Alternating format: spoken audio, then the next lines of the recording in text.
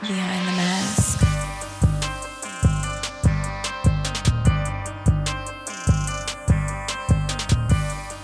Yo, what up? What's happening, man? Welcome back to another episode of this BTM podcast. I am your host, Takeo Spikes, but we got a special guest today, and I gotta tell you, this is one of my closest friends. We rock with each other, we play golf with each other, and we talk smack with each other. So it's always live to have a guest to stop by and holler at us. But this young man who's coming to the stage was an undrafted free agent by the New York Football Giants.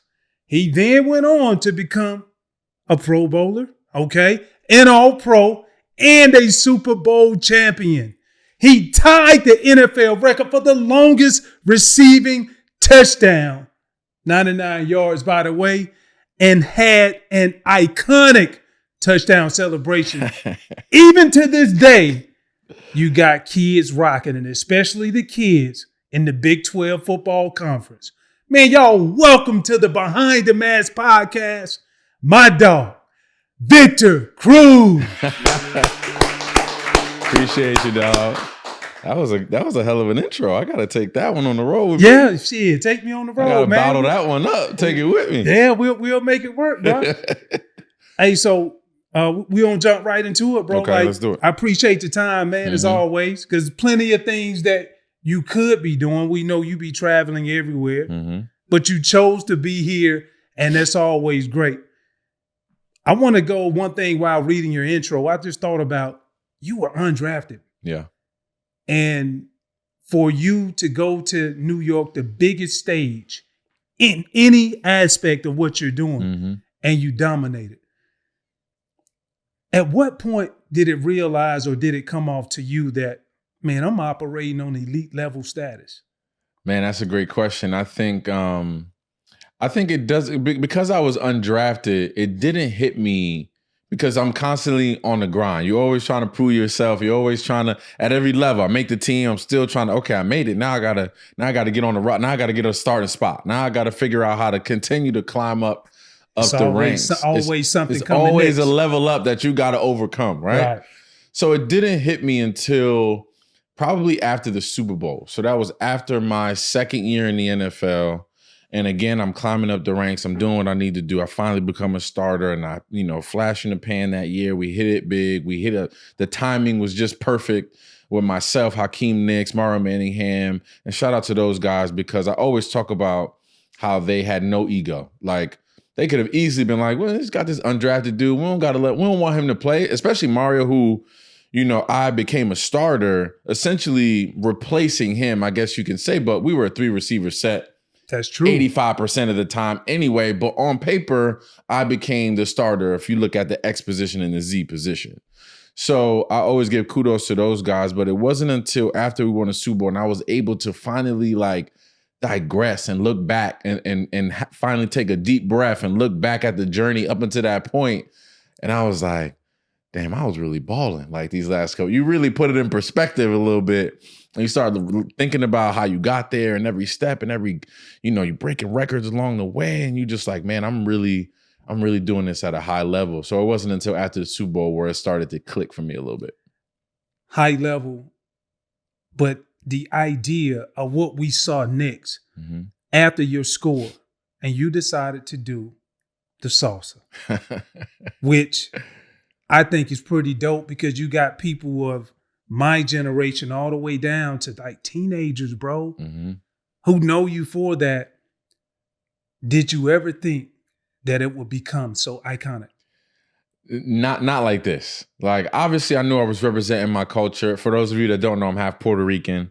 My mom was born and raised in Puerto Rico. She moved here when she was 9.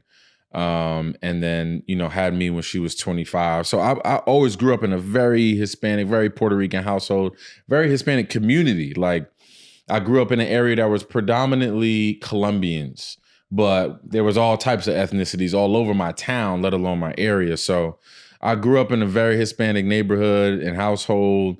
And my grandmother taught me every dance in the book, you know what I mean, growing up. And I understood how beneficial that was going to be for me just as a man, like trying to, court women and moving around and growing up as a young man, how knowing how to dance would just be beneficial to you in life. But then fast forward, I get to the NFL and I'm getting my first start and I'm trying to just, at that point, I'm like, again, undrafted free agent, just trying to figure it out. I'm finally on the field with Eli Manning, which is already another nerve-wracking situation. You know what I mean? Like, you don't want to do anything that's going to disgruntle him or make sure that he doesn't lose a step, because my job is for him to have success. I need to be knowing what the hell I'm doing out there. Right on. So I go out there, and prior to the game, my coach is like, man, you got to go represent your culture. You get in that end zone. And I'm like, Coach, I don't know if you know, but I'm undrafted and it's my first start. Like, are you okay? Like, are you realizing what's going on? And he's like, bro, I don't care about none of that. Like, and he didn't tell me the salsa per se, but he was like, yo, it's Hispanic Heritage Month. You Puerto Rican, like, you need to go do something to represent. And I'm like, all right, coach, just to kind of get him out my face. In my mind, I'm like, I'm not about to score. Like, I'm just going to go out here and put my best foot forward, make the catches that come my way and figure it out. First damn catch in the game, bro. I catch a little out route. Or it was a switch route, but it was a blitz, so I had to look early, catch the ball, shake two defenders. I'm going up the sideline. And immediately, it hit me like a light bulb. Like, oh, you need to dance. Like, this is the only thing that makes sense for you to do, especially the way that I scored. The only way to make Philadelphia Eagle fans really upset is Adam Lefkoe ain't gonna like this. He's not gonna like this, boss. He's not gonna like this one. So I get in the end zone and I was like, well, I'm gonna dance this salsa. And I start dancing and my chin is high and I'm putting all my swag into it. And Philly fans were so mad. And for the first time ever, God bless my grandmother who passed away a couple years after that, they aired that touchdown celebration on the Spanish television networks. And that's all she watched. Like, she didn't know any other channels. And she got to see me dance salsa on Univision or Telemundo or whatever it was. And I remember speaking to her after the game and was like, I saw what you did. From this moment forward, do that dance every single time you score. So I was like, all right, bet. That's dope, bro. Mm-hmm. That's dope because, I think when I saw that, immediately, I'm in the locker room now. We're playing at the same time. And I'm like, I don't know who Victor Cruz is, but this dude is killing it. But, I look you up and I say, man, he's really up one of the homeboys, meaning you're from right there in Jersey, Patterson, New Jersey. And immediately I had to think, what was it? Because you look like a natural fit. What was it that you went through in Patterson growing up that you felt like it prepared you for that stage of being where you were at that moment? Man, I think everything I went through growing up, the ups and downs, I was just telling the story the other day. I only played 2 years of high school football because of me transferring. So I played Little League, obviously, right? Played a bunch of football before high school. I get to high school. I didn't play football because I thought I was a basketball player. So I'm at this school called Passaic County Tech. It was a vocational school that had a good program of basketball, football, and sports. You thought you was a basketball player? I thought I was a basketball player. But you was averaging? I was a starting point guard. I was playing, as a freshman, I was playing JV varsity. Yeah. So I was playing JV and then coming off the bench of the varsity team as a freshman. By sophomore year, I was a starting point guard. But I transferred schools. So here's the story, right? I transferred schools freshman year going into sophomore year to a Catholic school that was smaller. But that school was like, the Catholic school is just known for getting scholarships and putting guys in college and getting scholarships going to the next level. Right. The school that I transferred from felt like I transferred solely for athletic purposes, which is technically illegal in the high school league that we were a part of. That's how they get you. So I had to go to court. I had to go fight this. What? Me and two other players had to go fight this. My school or our lawyers, our representation had to go to court to fight this with this particular school. But they threw it out. It dragged so long that I missed football season and didn't think that I could play while I was during, this court battle that I was facing. It got thrown away immediately once my mother was like, yeah, we're Puerto Rican and we're Catholic and we wanted to put my son in the Catholic school. And the judge was like, Throw that thing out. He's good. Like, that's done. It's Hey, over. that's one thing you don't touch in the U.S. At all. You don't touch religion. No way. No way. You say what it is, and then that's what it is. And it's done. The judge was like, I ain't touching that. Y'all good. Get on up out of here. So that's how I missed my sophomore year football season. So I didn't play freshman year because I thought I was a basketball player. Didn't play sophomore year. And then I distinctly remember being a basketball player, and I'm at practice. And in Patterson, everybody knows everybody. Them high school coaches and seeing you play Little League because they scouting you, right? They looking at the Little League talent. Oh, I want him to come to my school and I could coach him, right. Trying to get the best players for their program. So I remember my high school football coach comes up to me during basketball practice and was like, yo, they give out double the amount of scholarships for football than they do basketball, right? And literally just walked off. And I was like, I kind of got home. I looked in the mirror. I'm like, I'm about 5'10" and change at the time. I'm like about 5'11". Let me go ahead and get this football thing a chance. And I'll never forget, I came out to play football the following year, junior year. And my cousin was Lorenzo Crawford. Shout out to Quan, my cousin Lorenzo. He broke every record at Patterson Catholic as a receiver, went to Notre Dame, got into some issues at Notre Dame, ended up going to Tuskegee. But he was like the man. Like, we idolized him. He carried a lot of the rest, especially as a receiver. He had a ton of records there. And he was at my first practice, and my coach goes, you see this guy right here? Pointed at me. He was like, see your cousin right here? See this guy right here? He's going to break all your records. And I was like, bro, I'm only here 2 years. I ain't played football in a couple years now. But long story short, I had 1,200 receiving yards my junior year, had about 12 interceptions, and then just propelled myself into, worldwide recognition. And I started, coaches started to come in, different recruiters, and that's when it kind of took off. So it took off. You still didn't tell me, by the way, how many points you averaged, but that's okay. Because we're more in love with where you are now compared to where you wanted to be. Yeah. But I've heard you talk about, I was surprised. And I know, some people probably know this, but I never knew when you went to college at UMass, Liam Coen, the head coach of the Jacksonville Jaguars. My guy. He was your roommate. Yep. And he was one of the first people to realize your potential as a wide receiver. So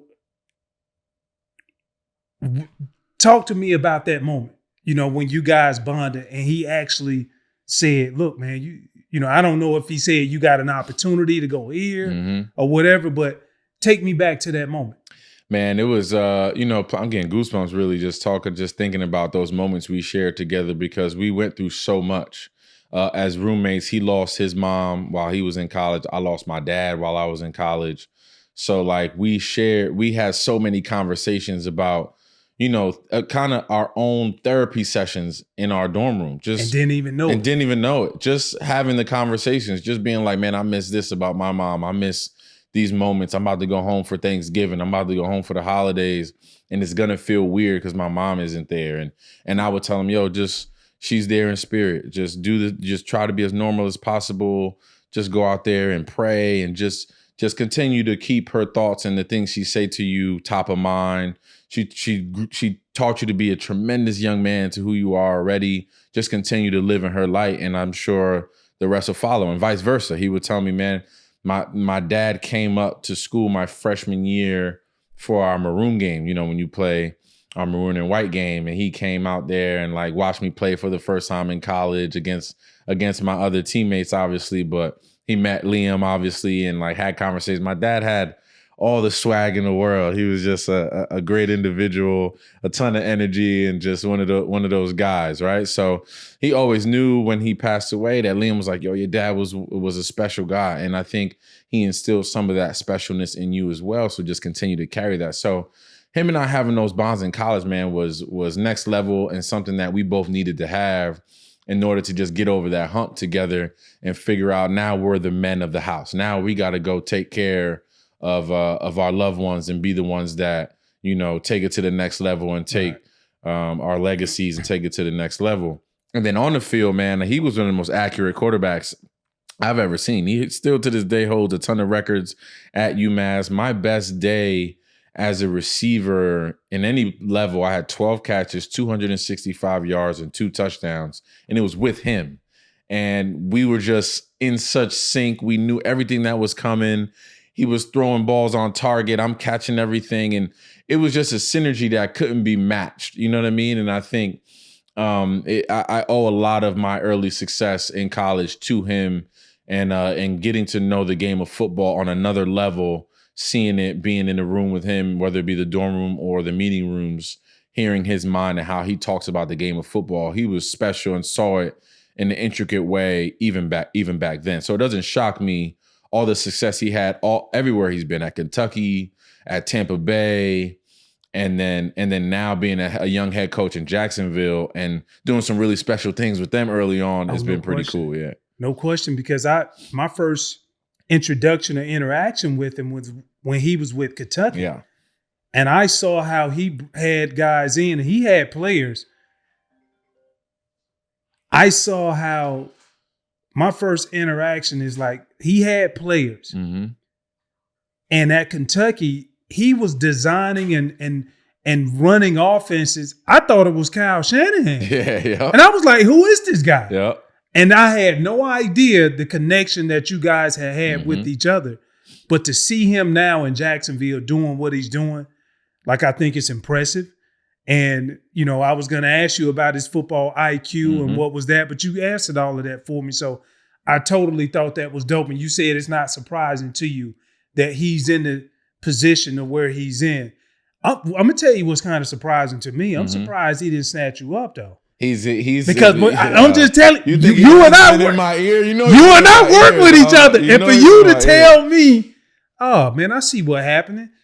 They ain't taking the top off because they keeping the safeties over the top. Correct. You told me that earlier today, and I was like, I get it. And you know, when they drafted Travis Hunter, I was like, ooh, I could go work with Travis and be somebody in his ear and just work with him on the receiver standpoint of things and lobby for him to get as many plays on the offensive side as I can, and just be one of those guys that help in the maturation process in what he's got going on, just holistically over there. And it's been tough for me to say no to that thus far. But and it's funny because I promised him back in the day when he first started coaching, I'm like, yo, when the time is right, you get your first head coaching job somewhere, I'm coming to coach with you. Like thinking that like I got time. Like thinking you here. Yeah, LC. Yeah, I did. So but in time, I think he's gonna be a head coach or coach in this league for a very long time. I think he's putting a strong foundation down for the rest of his legacy and his career.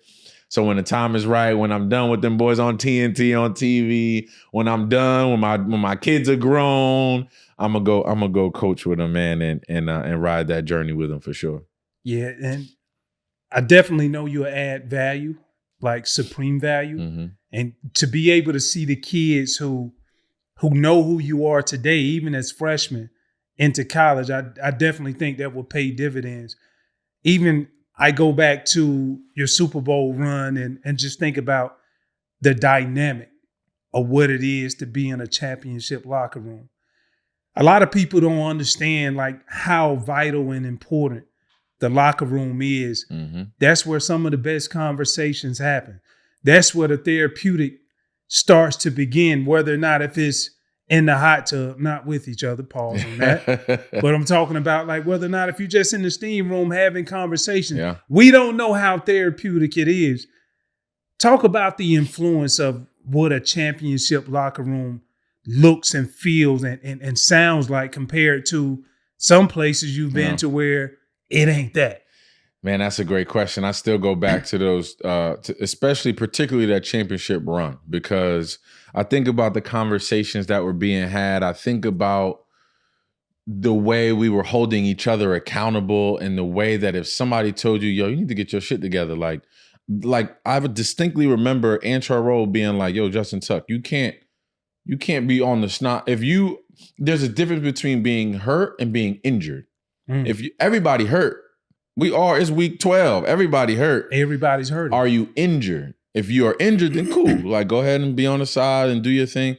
But if you're just hurt, you need to be out here in these trenches with us, dog. And like told them that. And these are 2 captains on this football team. And he told that to another captain, not just in his face, but to the media. And Justin Tuck didn't go back at him in the media, didn't, do something crazy or backlat. He said, you know what, you're right. And brought his ass back out there on that football field during practice. And that's when we were on a 3-4 game losing skid in the middle of our season. And then before y'all got hot. Before we got hot again. Went on that run, right? And then he came back in that 4th game and we ain't lose since. And I was like, man, these conversations, everyone knows their role. Everyone knew, nobody was trying to be nothing else. It was egoless. We all spent time with each other, a lot of time with each other outside of the locker room as well. I think that's very important. Friday dinners. Like we would go to each other's houses and have dinners. We'd go to restaurants and have dinners. Sometimes it'd be receivers with the running backs. We'd meet up with the DBs. Like it was very much a family. And I think that is what got us over that hump and got us to be a championship level team because we cared about each other, not just what happened on the field, but off the field too. Gotcha. Mm-hmm. Yeah, that's it's priceless because oftentimes I always talk about how instrumental the locker room is, and it could be a simple 5-minute conversation that really takes you to the next level. Mm-hmm. And it's all about accountability. And it never comes from the coach. It never comes from the GM. Mm-hmm. It's peer to peer. So for all of my young aspiring athletes, whether or not you're in high school, you're in college, you ain't got nothing if you can't sit down and hear the truth and receive the truth and then go back in and be able to do what needs to be done in order to make sure that you're held accountable. Going back to your story when you talk about Justin Tuck. So I truly thought that was super dope, bro. Super dope. Mm-hmm. You, after the Super Bowl, you go on, you become iconic. Eventually, you leave the city of New York. Mm-hmm. You go to your next team. Detroit, right? No, not Detroit. Chicago. Eventually, you leave the New York Football Giants. Mm-hmm. And you go to Chicago. And then, I don't even want to say it, but like the bad stuff happens. Yeah. The unfortunate thing is we play a game that it's 100% chance that you're going to become injured. Mm-hmm. You tear your patella tendon. What was that like going through that and just struggling knowing that, one, I can't play, two, I'm hurt, and then seeing how you could have inserted yourself into what the Bears needed at the time to be that player that you are? Yeah, that was tough because I understood. I mean, I knew. It's funny because as even playing with the Giants, right, you see injuries happening around you. You see guys, even for me to make that team, right, like Dominic Hickson tore his ACL. Sonoris Moss was on the team. He had an injury. We cut some guy. Like there were things. This is all wide receivers. When you first came to the Giants as undrafted. Undrafted, yeah. You were never supposed to make it. Never supposed to make it. I was one of those guys that like they were 7-8 receivers deep. These are young. This is Ramses Barden, Steve Smith, Mario Manningham, Hakeem Nicks. You know what I'm saying? Like these are all young guys that were already pretty much solidified to be on this roster. And I come in like, man, I got to do this. When I had an opportunity, because as a free agent, you get your opportunity to pick a team. And I was like, I gotta do this at home. Like, I gotta try my luck at home. And if it doesn't work out, cool. Who was the other offer? The other offer that you thought about going to? The other offer was Seattle.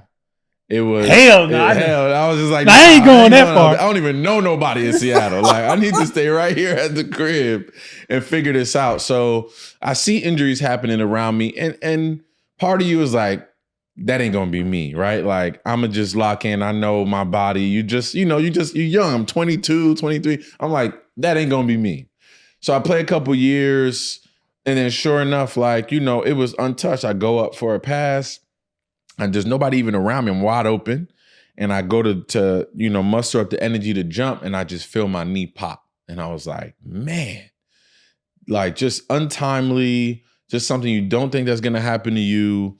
And it happens, and you got to deal with it. I get the surgery, and I just thank God for my family, and thank God for my support system, because I don't know what I would have done. I don't know how I would have made it through those dark days, because boy, it gets dark. Yeah. I'm sitting in that room, sitting in that living room. I'm in this machine that literally just bends your leg for you. I'm watching TV as it's bending and keeping that mobility, but I can't move. My ass is numb after a couple hours.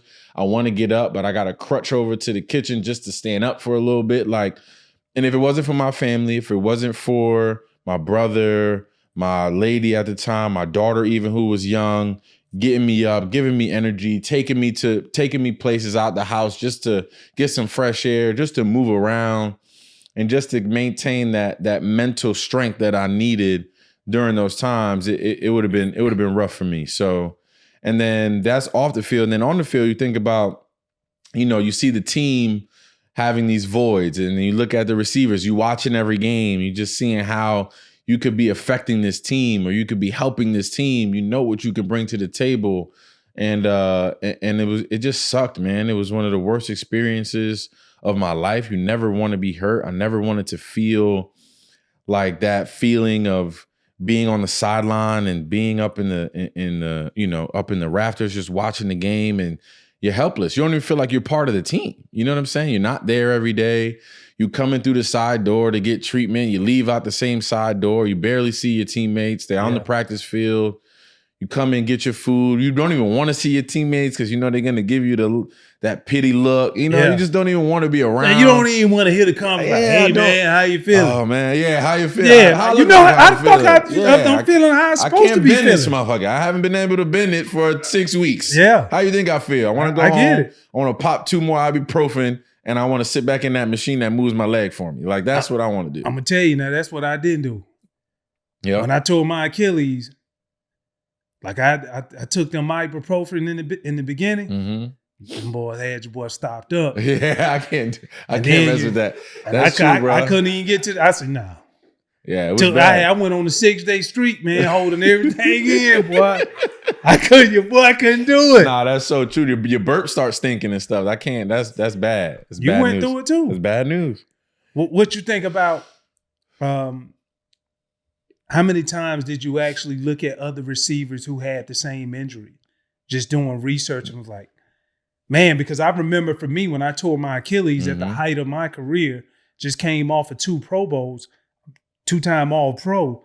I was like, I'm looking at the paper and people were saying, man, like nobody has ever done it except Dan Marino. Mm-hmm. But I was like, he don't count because he's a quarterback. He ain't moving like how you moving around. He ain't moving how I'm moving around. But I was proud enough to be able to fight through it and play 7 more years, still at a high level. But did you ever have any thoughts like that while going through it? Yeah, for sure. With the biggest key I looked at was Jimmy Graham. Jimmy Graham did his the same year, patella tendon. And it was almost to the point where I was like, man, I'd rather tear my ACL because there were more doctors that were familiar with that surgery and had done that many surgeries. And there were more examples of guys that have come back from that and still played X amount of years. The patella was such a niche, different type of injury. You know what I mean? Like guys have come back, but not everybody's come back the same. Not everybody has had the same level of explosion. So when I saw Jimmy Graham and he didn't have that quite level of explosion again, and like he was a bigger body, so he was able to hide it a little bit in short yardage and jump ball situations. He was a different body type, but my whole style was predicated on being quick, being fast, being agile, jumping up to get the football, like just sheer athleticism. And I felt like I got some of that back. And I did. I was going out there. I felt the same. I'm doing box jumps. I'm like, okay, I got some of this back. And then sure enough, I had got injured on the opposite leg in my calf. Basically blew a tire for overcompensating, which they don't tell you about, and probably is one of the hardest things to combat while you're rehabbing, because how do you not put pressure on the opposite leg just to walk around and do normal things? And how do you rehab while taking care of both of those things? It's probably the hardest thing to do. That's why you see a lot of guys to this day tear their ACL and then they tear their Achilles and then they re-tear the ACL. Like OBJ re-tore his ACL because of the compensation or because of whatever it was. But like how often do you see guys tear something on one leg and then the opposite leg gets affected because of the compensation, because of being on that leg for an entire year and not realizing how much weight is going on and how much pressure is going on that opposite leg, just on a day-to-day basis. Not nothing you're doing extra, just getting up to walk every day, going up and down the stairs every day in your crib, walking here in crutches, walking there in crutches. You're using that leg 90% of the day, and the other leg isn't getting used at all. Yeah. You know? All right, I got to ask you. Eli Manning. Okay. And to me, I appreciate him even more after the game is over. Just funny, man. Real dude. Facts. I got an opportunity. I kind of know the family. Yeah. Okay. But I want to ask you, give us one story that you know about Eli that we don't know about Eli. Okay. Maybe something inside of the huddle that people never would really expect. I'll give you two stories that explain Eli Manning to a T. Okay. One story is serious Eli or vocal Eli, which you never really see vocal Eli. We never see that. We never see that, especially on the field, like as an athlete and as a leader. He kind of led more by example, by his play, by the way he carried himself. But this time, remember, we had just clinched our way into the Super Bowl. And, it's my first time. There's a lot of guys' first time. God! Right? Let's go. And there's a couple guys that have played in it before. Obviously, Eli, Justin Tuck. And thankfully, we had a couple guys that y'all need to calm down. You know what I mean? Because y'all young Negroes, y'all get ready to set the city on fire. We're ready to go nuts, right? So we're in our first meeting and everybody's a little antsy. We're not really listening. Coaches taught, and then it was like special teams meeting first, but it was full team. You know how we had those full team special teams meetings where everybody got to be there. Mm-hmm. And we kind of chattery and da-da-da-da. And then at the end of the meeting, right before it ends, we're still chattery. Eli Manning stands up in front of all of us and goes, guys, I know we all antsy in a little bit. We're getting excited and we're talking about parties and what we're going to do and how we're going to do this. But I promise you, if we lock in for these 2 weeks and have the best days of practice and be the most focused athletes that we've ever been, you'll have the best party of your lives once that clock hits 0 on that Super Bowl scoreboard and we won that damn game. He said that? He said that to all of us and then walked out. And everybody, you could hear a pin drop in there. And we all was like, okay, we locked in. And to this day, TK, it was the best 2 weeks of practice that I've ever been a part of. We didn't drop a ball. We didn't have a missed assignment. No one. We didn't have a missed assignment. We knew, we were answering questions before our coaches were even asking us. If there was a mistake, it was like, oh, we knew it. Like, oh, coach, I got to go to 12 instead of 10 on that. I already know what you're going to. So y'all already had taken ownership of the team, but it was just to another level. We had already. We didn't even need coaches, for real. Like, we could go in there and watch the film ourselves. It got to the point the third day of practice on the second week, once we got to while we're at the Super Bowl, that third practice, he was like, guys, he came in and said, guys, I don't have anything for y'all today. So we're gonna breeze through this practice. We're gonna watch it because we have to, but I have no critique for y'all today because y'all caught every ball. Y'all were where y'all were supposed to be. And we're just going to watch film on New England right now because I'm not even going to waste y'all time going in depth on this practice. We're going to skim through it, and then we're going to put New England film on and learn about them today and get better. So that's one story. Second story is every year during camp, we have a day where we teach the rookies how to line up for games and how we do it. Like kind of like a game mock, right? Like how we stretch lines and how we come out the tunnel and all of that. And there's a moment where it's kind of low. Like obviously if you're a vet, you kind of just like, all right, bro, like this is a little time off. So Eli decides, so you know how we have pellets like on the ground from the field turf. So he'll take a handful of them and go up to a rookie or even a free agent. Like if we just got a free agent in that's never played with Eli. And he'll play a prank on them and go, man, I got these molars and these wisdom teeth I got to take out. They're really killing me. Like, and he'll go and he's like, you see that back there? Like, yeah, that's my, can I see your wisdom teeth? He was like, is it the same as mine? And they'll be leaning their head back and he'll just drop a pound of black pellets into their mouth. Oh. and like in succession, you would hear guys coughing loud. I'd be like, what they doing over there? And then I forget who it was, Trell or Tuck. I was like, oh, Eli got another one. And I was like, what do you mean? Then I watched him one time from afar. I was like, oh, wow, now I see what he's doing. So he will always play pranks on people.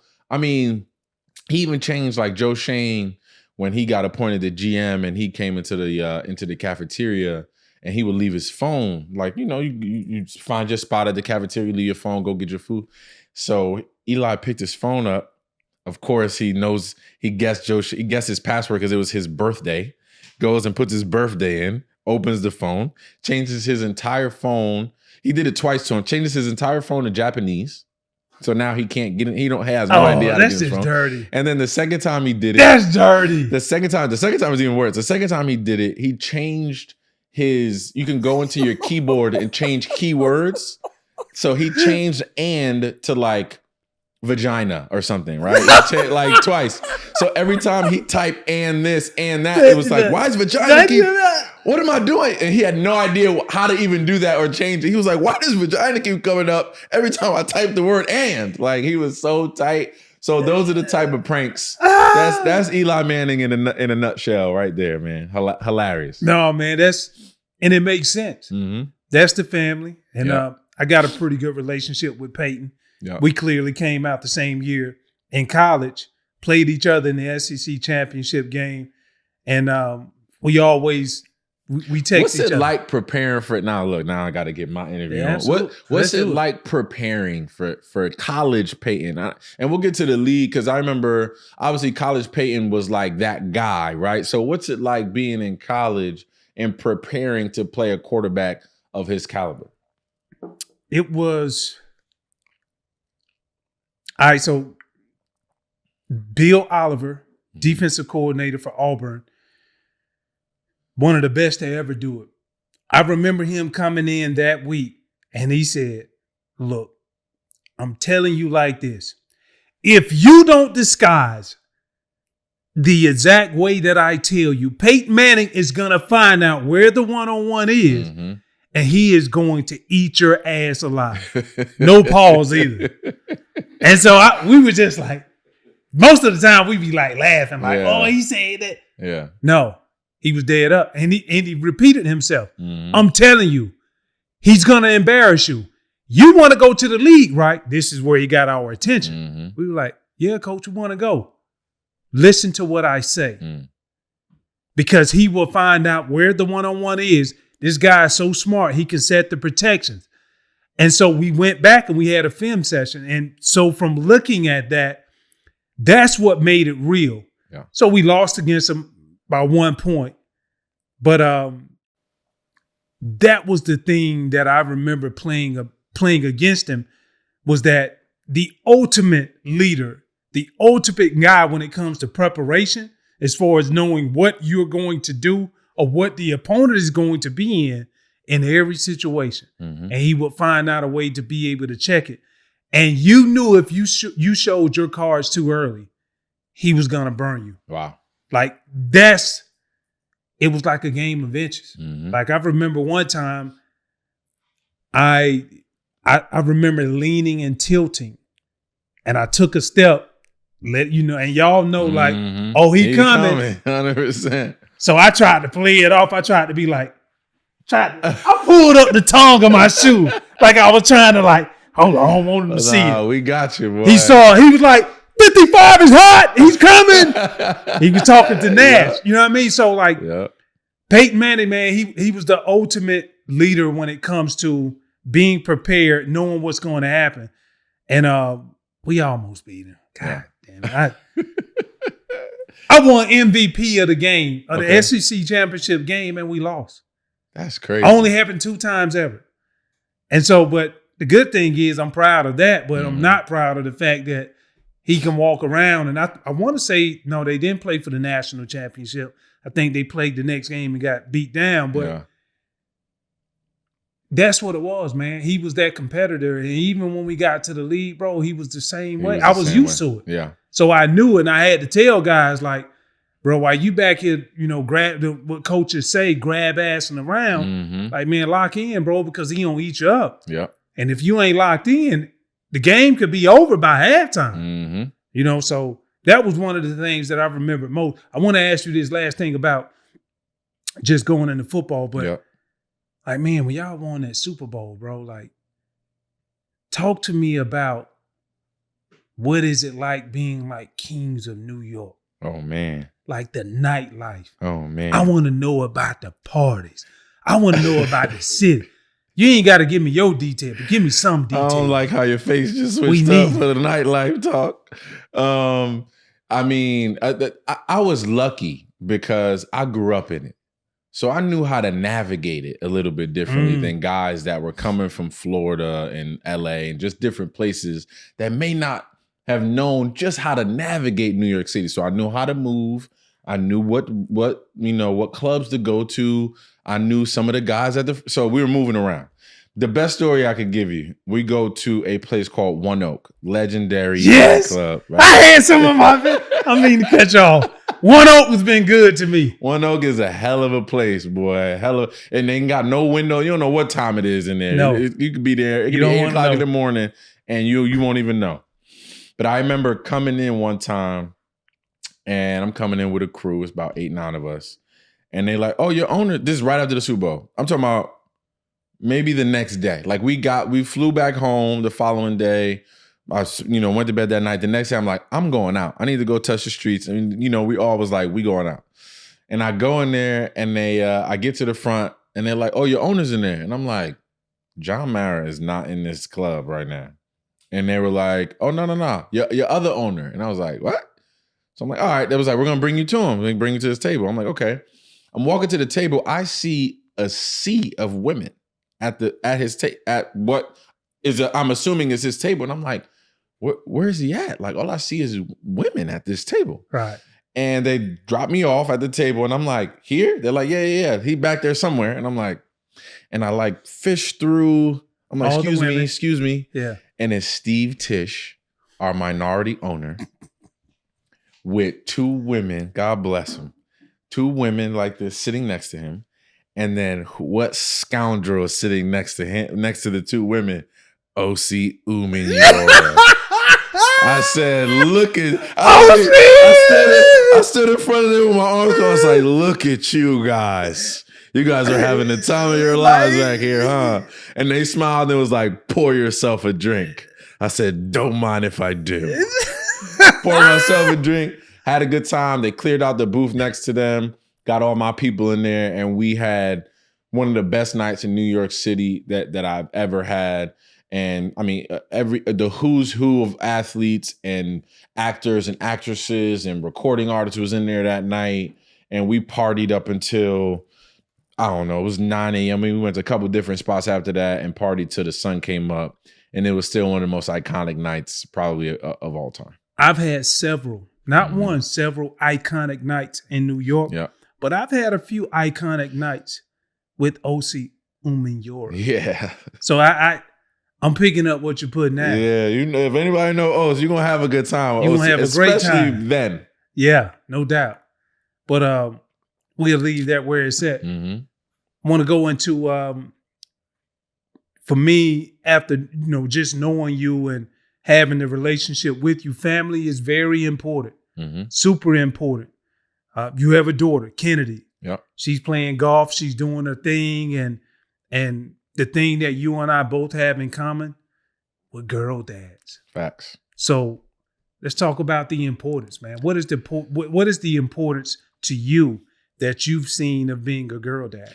Man, the important thing to me is just being present, I think. I think that's the biggest key for me when I think about raising her and instilling all of those different character traits that I would like for her to have, things that I see in my mom and things that I see in women that I respect and like what I want to have, what I want her to have. And I know part of that is just me being present, me saying and doing the things that I say I'm going to do.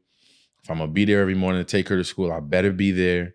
Like there's no ifs, ands, or buts. There's no circling around that.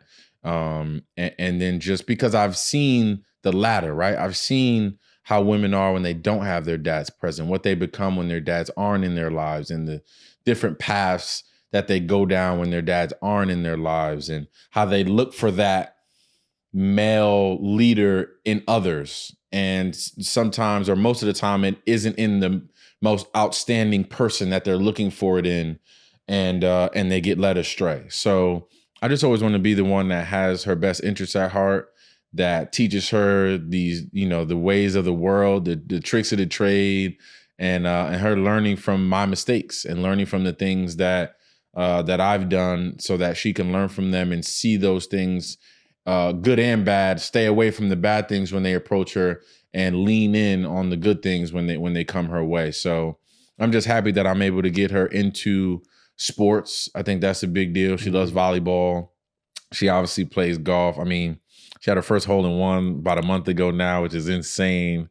And she also runs track too. So we're going to keep her in all of those sports until either she plays all of them, or one of them kind of sticks out and she can make a living, God willing, doing something she loves. Well, I'm about to ask you selfishly, you answer the way that you want to. What sport do you really want her to play? I would love for her. I mean, and this is you talking to her without talking to her. Exactly.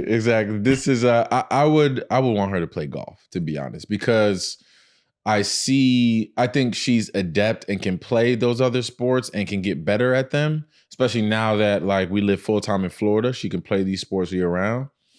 But when I look at golf and I look at the void that's there in the women's game, and when I say void, I mean like the culture that's not, our culture that isn't infused in that game yet, and how someone who is beautiful, who can play the game, who has personality, who can be a media sweetheart, who can be an influencer's dream, a brand's dream to endorse. I just see all of those things for her, and I can see it. I see her 10 years from now checking all those boxes, right, and creating a living for herself, playing a sport, which I can attest to. Like I tell her all the time, I was like, Daddy does a lot of this stuff, and I'm able to bring you and introduce you to a lot of these things because I played a sport for a living, and I'm able to do all of these things post-career because of said sport. Isn't that kind of cool? And of course, 13-year-old her is like, yeah, whatever. It's all right. You know what I mean? Everybody do this. Yeah, right? There's a bunch of y'all out here. But like, secretly, she's like, I know she's like, damn, it is kind of cool that my father got to play a sport and we get to do all of these things. I want to do something like that if I can. I know she thinks about that because we have conversations, and she'll never say that to me, but the questions that she asks and the way that we approach the game of golf and the way that she asked me about track and the questions that come my way let me know that she wants this and she wants to get a level deeper in it.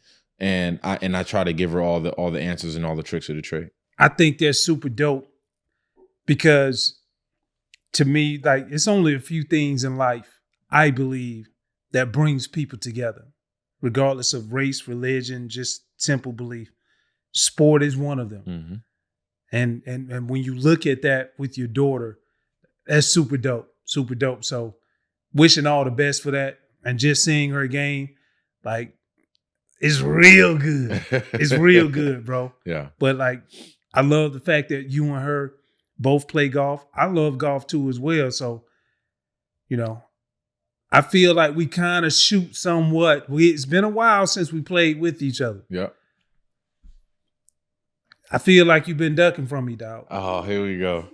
I feel like you've been ducking from me. Here we go. Vic, I've gotten better since the last time, and I need to know when we don't get out and play. And I'm willing to change the forecast before you say anything else. I live in Florida, dog. That's a short flight from here. The shortest flight. Oh, I got some country clubs right here under the wing now. We know that. I'm making some moves around the Florida area now. I'm ready I'll say that to say. And lastly, I've been in the lab. Okay? That 40, 50 yarder, it's in my bag now. What? It's in my bag. You didn't get that in your bag? It's in my bag now. Last time I saw you was putting from about 50 yards. Are we? It was the type of grass we were on.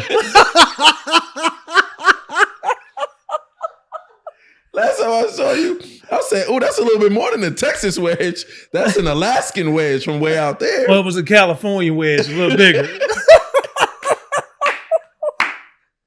So then I was working on something during those days. Okay. And then I can't tell y'all practice everything. Rounds, yeah. I get it. But we on, birthday is coming up. we both somewhere around the same area. So we on make sure we schedule that, bro. We're gonna make it happen. We'll make it happen. I mean, you're self-established. You've done an excellent job of just doing what you were supposed to do. But now we're talking about just being off the field, bro. Mm-hmm. And that transition is very hard for us. It's very hard for athletes because in your mind, you always think about that you want to play the game and that's the end goal. But in reality, when the end goal is the end or when it's over, what's next? Yeah. And oh, by the way, we're still at 30-something years old, if you're lucky enough to make it that young. Mm-hmm. So I want to just bring up the fact of what you're doing now. You know, the transition of moving into media, the lifestyle aspect of it, the fashion, the entrepreneurship mind that you have, you know, being able to be around you for over the past 2 years and just hearing you talk and strategy and everything, I think is very impressive. So I want to bring a light to that. From entrepreneurship mind, what influenced you or what put you in that direction to make you continue to seek that and also provide opportunities for your daughter? Yeah, that's a great question. It was a lot of things. I think while I was playing, I understood that this game ain't forever, right? I've obviously seen those injuries happen year in and year out. You still see it to this day. You know that you better have a viable backup plan. It's something that you just love to do outside of the game, so that you are able to transition and move on to something else that fulfills you and doesn't feel like a job. I think that's the most important part, is having that platform of the NFL lets you get into other things or provides access and opens doors for you to attempt to try other things and meet new people so that you can try your hand at things that may feel fun to you and you could monetize those things. So I think as a player, I did a good job of doing those things. I wanted to be in television, so to speak. So I did guest hosting jobs on Fox 5 in New York. I did Good Morning America, filling in for certain people. I hosted a gig I hosted MTV. I forget the name of the joint, but I hosted a show on MTV one time, the TJ Lavin joint with Real World Road Rules Challenge, and one of those, which by the way, to this day is one of the most insane shows that I've ever hosted in my entire life, eating roaches and all types of stuff. Did you ever do any extreme stuff? Thank God I never had to do any of it. I couldn't do it. I was just hosting it. I was just like, and now guys, they're going to eat roaches and I'm just going to be over here watching them and reacting because I ain't eating or doing none of that. So I was into doing all of those things while I was playing so that not only can I get the reps under my belt, but now I'm meeting executives. I'm rubbing elbows with these people, with these CEOs. So now when I actually do retire and I go knock on that door, they like, oh, we remember Victor. We know he knows how to carry himself in front of a camera, can speak to consumers, can do all of those things, can check a lot of these boxes for us. Either A, because we brought him on to do a guest hosting gig for us in our company, or we had him come do a speaking engagement for us, or we endorsed him for 4 or 5 years because he was a prominent player in New York City. So I feel like I set myself up for success in that regard, which led me to do some entrepreneurial things like bringing a Cruz's fast food franchise to the northern New Jersey area for the first time. And we're getting those are popping off very soon. So be on the lookout for that in New Jersey. Yes. Between being an investor in things like IMG in Florida, being an investor in a YouTube golf league now, most recently, and then some other big things coming down the pipeline, especially in the golf space. I mean, golf has really opened up a lot of doors. I'm sure you could say the same thing, just meeting people and rubbing elbows with guys that you probably never thought you'd even be close to. So super excited about what's to come, man. And I think the biggest thing I could give, because I meet a lot of players and a lot of current players that come up to me and don't ask me nothing about football. They're like, yo, how'd you do that? How do you get invited to Milan in Fashion Week? And like, how do you do that? And I was like, bro, I'm gonna tell you right now, get into the things that you want to do now. When you have those days off, when you have those moments, when you have the time, like just dig into those things and have your people reach out and you got to do it now because reaching out to a CEO and him getting the call and saying, hey, retired player, whoever wants to meet with you, he's going to say, okay, maybe I'll meet with him. Maybe. But current player, current starting wide receiver for the New York Giants wants to come and have a meeting with you. Oh yeah, I'll see him right now. Oh yeah, I'll move some things around the schedule to have a conversation with him. Let's see what he wants. Then they become a fan. Then they want to, help you succeed. Then it just snowballs from there. So I always tell them, get into what you want to do right now and don't wait till you retire, because then it'll probably be too late. That's real talk. Mm-hmm. And a lot of people don't understand that. You have to be willing to put the time in. Look, it's easy to do what you're supposed to do when it's required of you. Yeah. But what are you going to do when you have a day off and it's so easy to kick your feet up? I'm going to just watch TV. Mm-hmm. Man, take that time to be able to take meetings or reach out to people who can help you in your afterlife, meaning once you're done. So I can dig it. Yeah. I did the same thing because 100%. That's what was one of my goals were to be in media after I was done playing.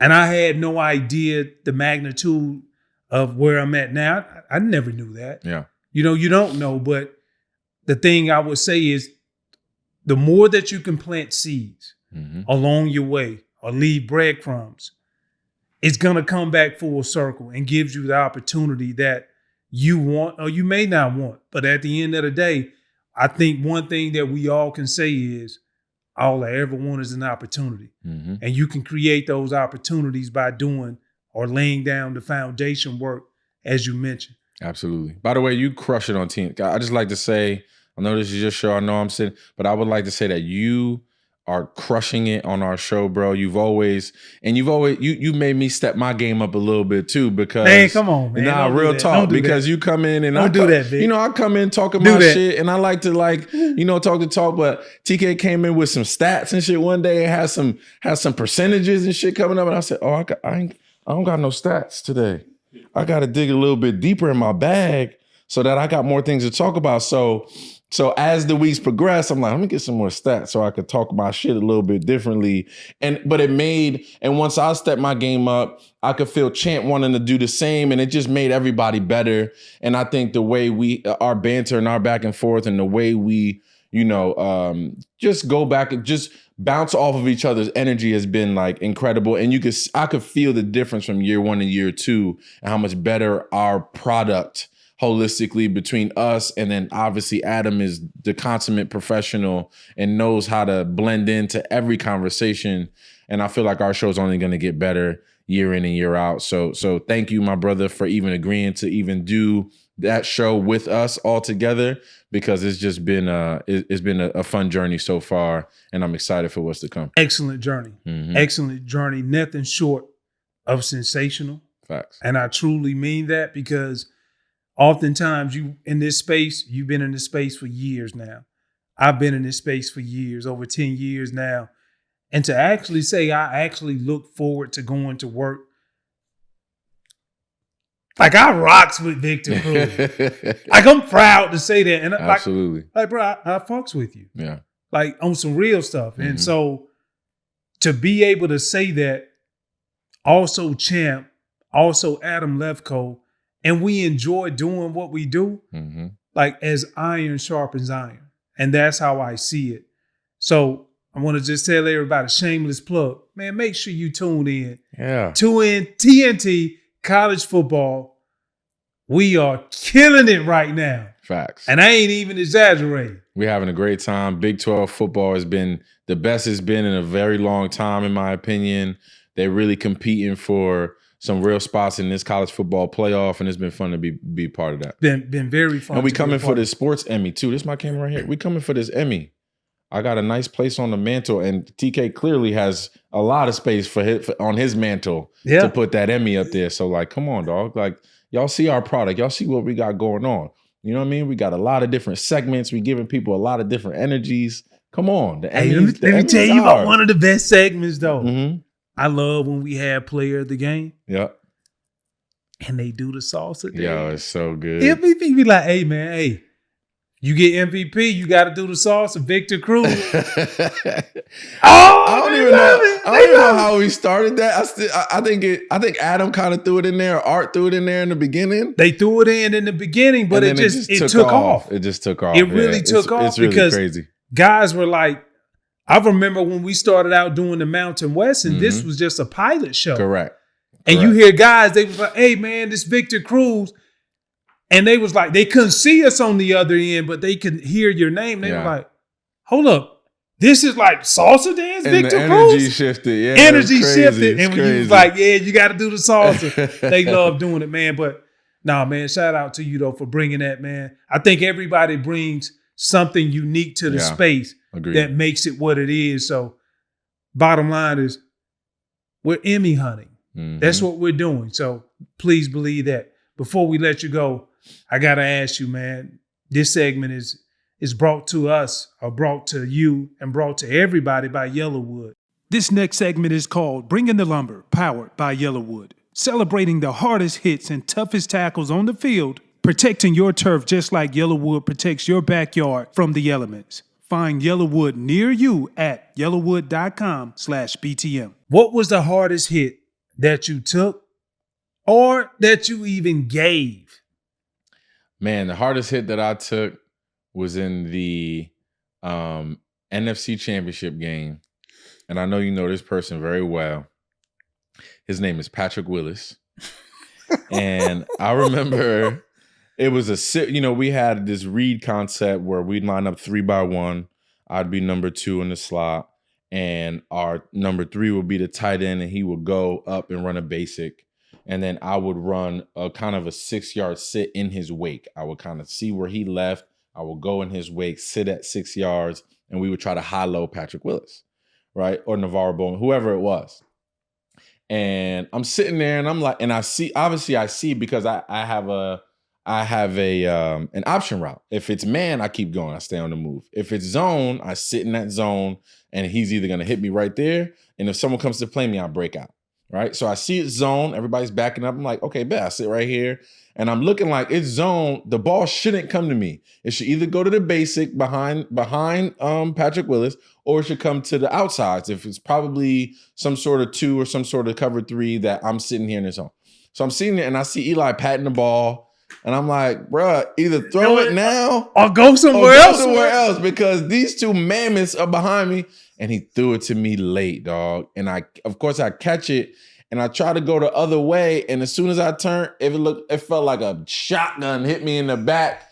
And my chin strap went up against my nose. And luckily I held on to the ball, but I was seeing stars for a half a second. And I got up and I felt like I saw 2 Patrick Willises hovering over me. And I was like, bro, first of all, get off me. And like, second of all, Eli, why the hell you just throw that at me late like that? But he hit me so hard, dog. And to this day, I tell everybody the NFC Championship game that we played at Candlestick against the 49ers was the most physically grueling game I've ever been a part of.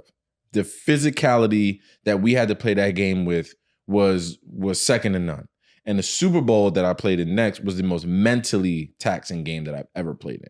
From leading up to that game, watching film, making sure you're on your P's and Q's. By the time I got to the game, I'm doing math out there running routes. I wasn't even like physically exhausted, but mentally I'm just like, oh, it's cover 3. He's stepping down. I know McCourty's going to be over the top. I need to get outside. Patrick Chung loves to be over the top. I need to make sure I stay away from him. I stay on this hash. I need to look back for the ball. Wow. Like mentally, that's what's going through your math. Because Belichick, you already know he's doing math. The way he's disguising, hovering, trying to, double teaming us, but disguising it at first, sending a linebacker out to us to, double me from the inside out. Mario getting a lot of the one-on-ones, which is why he made the big play at the end, because that's where the one-on-one was. Right. So just being able to see all of that, man. But yeah, Patrick Willis, he laid the lumber on me, dog. Pause. Wow, that was nuts. That was crazy. Another pause. Let's leave it there. My goodness gracious. Who started this, man? No, we had so much fun with this segment. Yeah. It is because everybody has their moment. From Dominique Wilkins, from Charles Barkley, God, who else? Edgerrin James, Fred Taylor. That's crazy. Everybody has great stories because it's essentially either it's your welcome to the NFL, NBA moment, or it's like, this is my moment to where I knew I'm him. Yeah. And I'm going to give it to him. Yep. Pause. Nothing is safe, man. Yeah. So, bro, I appreciate you stopping by the Behind the Mask podcast, man. Blessing us with your presence. First guest, shout out to first guest, my G. Appreciate you, bro. And Thanks pretty for having soon, can we get this golf game on the match though, so we can? I'm ready. We're gonna get some content. We're gonna get some film. We're gonna get some footage so we could splice it in, bring it back full circle, and get it done. Yeah, cause 50 yards out, you won't see that putter coming. I do not want to see that putter. I might have to get. You know what? They got a little putter wedge. I don't know if you've ever seen it. It's a wedge, but it got a little putter back on it. So you just got, you ain't ever gonna hit the grass. I'm showing you I can chip now. Anti-chunk club right there. You're gonna be good to go. I'm gonna show you I can chip. I'm gonna chip it in from where I'm at. There we go. 50 yards in. Okay. Bet that. Okay. Bet all good, man. All good, man. Appreciate my boy. Always. All love, family. Always. Right on.